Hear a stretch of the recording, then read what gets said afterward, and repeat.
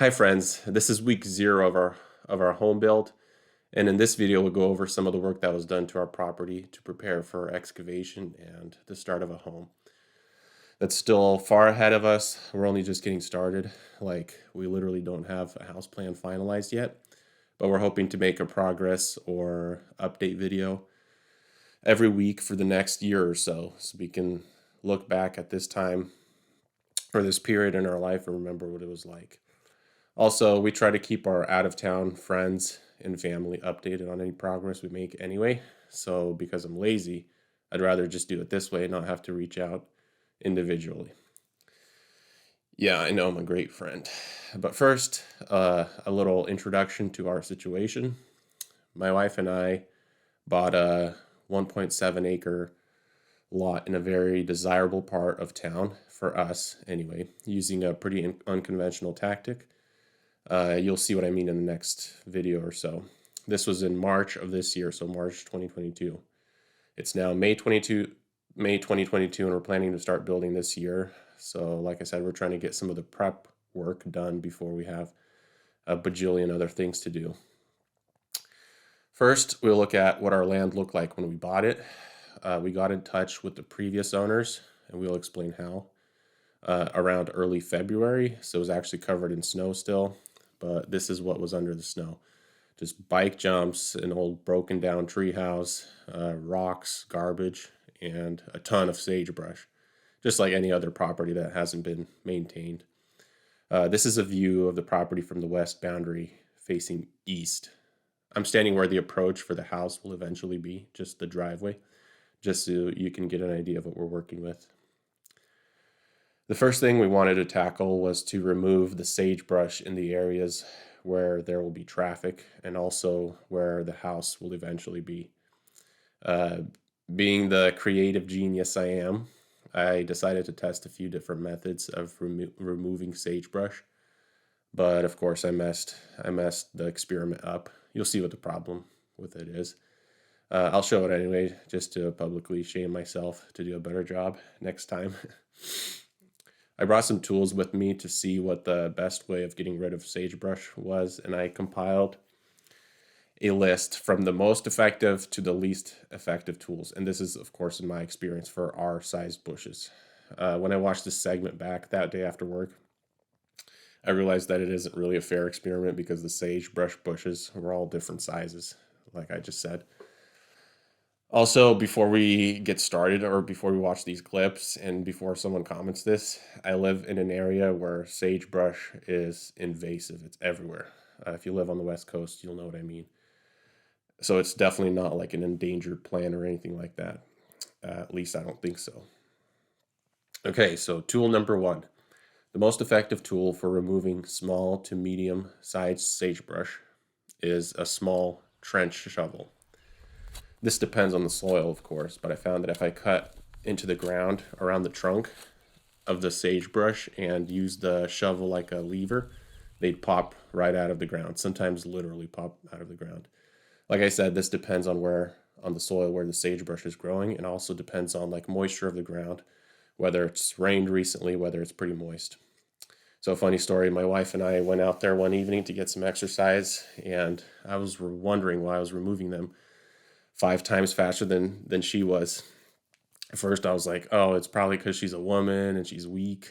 But then we switched places and I realized she was digging out sagebrush in heavily rocky soil. So you'd hit the shovel into the ground and then you'd hurt your wrist and nothing would happen. Anyway, onto the second most effective method we tried. So this one is much easier than extracting the brush with a shovel, but the downside is that the root remains in the ground. Using our regular reciprocating saw, or Sawzall, was very easy, and it removed this tiny little bush almost instantly. But of course, that's not a good comparison, because this bush was tiny, the other bushes were bigger. Anyway, the third method I tried was to use a pair of Loppers I found in my trunk. Also, I never knew they were called Loppers until just now I looked it up. This method was also pretty quick and painless as well, but if the root's going to stay in the ground, you might as well just use the Sawzall. It's easier. And I'm just going to combine the last two methods. The least effective methods of removing sagebrush that I tried was using a multi-tool and a small axe or a hatchet. I think this experiment was definitely rigged against them though, as I was trying to use the multi-tool on a large bush and it clearly wasn't cut out for that. Okay, now that they're out of the ground, I just put them in a huge pile next to my fire that I had going and slowly put a few of them on at a time using pitchforks. They were super dry even though the ground was wet, so they burned really well. I was even able to burn some greener shrubs and branches that were laying around the property if I layered the sagebrush in between them. We also trimmed a lot of the trees on the property boundary, and I had a bunch of leftover branches laying all around, which I dragged to a central location kind of in the middle of all of them and burned them in another pile as well. Also, a little note, if you want to do this on your own property, just for your own sake, call your local fire department. Make sure there aren't any fire bans in place, especially if you're trying to burn in the summer, and especially if you live in the West Coast like California, Washington, Oregon. Also, if I lived half a mile closer to town, I wouldn't be able to burn them just because I'd be in the city's jurisdiction, not the county's, and the city has its own rules. You can't burn sagebrush within city limits. So now we're going to pivot and talk about the most exciting development, in my opinion, which was removing the stand of hybrid poplar trees near the approach or near the future driveway. So trees in general are pretty rare where we're going to build, but we had to remove them just because that's where the driveway was going to be, and they were all bunched together, so it didn't really work out for us. So one thing I'm really sad about is that I don't have footage of us pushing them over with a mini excavator. My uncle came over and he like toppled 7 of them.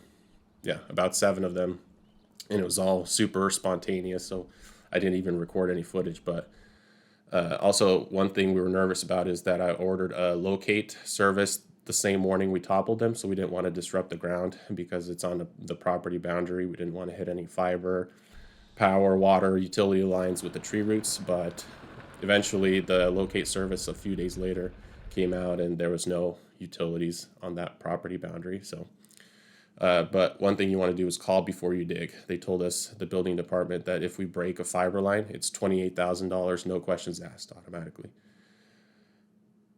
Once we toppled the trees, we cut them up into manageable chunks for storage. We're just going to place them in the corner of the property. Some logs, as you can see in this clip, were transported using the Mini. That thing is so much fun to operate. I had a blast, and I'm super grateful for my uncle who let me borrow it. This is more or less what we got done that week. We also bought a van that we're going to use for construction, but I'll show that later. This was almost a month ago, but by the time I put this together, so this was like a month ago this week that I was working. That's all I have to talk about for now. We're going to try to, like I said in the beginning, we're going to try to post a video every week for the next year or so. Just anything that might be relevant. Once we start building, it'll be more kind of natural progression. But for now, we might show our house plan as we planned it out for now.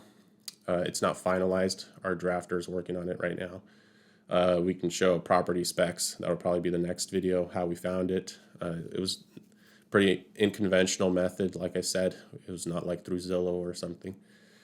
And also any other videos, also maybe our work van that we bought, do a tour inside and how we're going to set it up, and any other relevant videos. And then once we start excavating and building, it'll be kind of a more natural progression. We'll show progress. But that's all I have. If this video gets, or if this channel gets 1 subscriber, I'll do a wife reveal for the next video. Otherwise, I will see you all next week. Bye.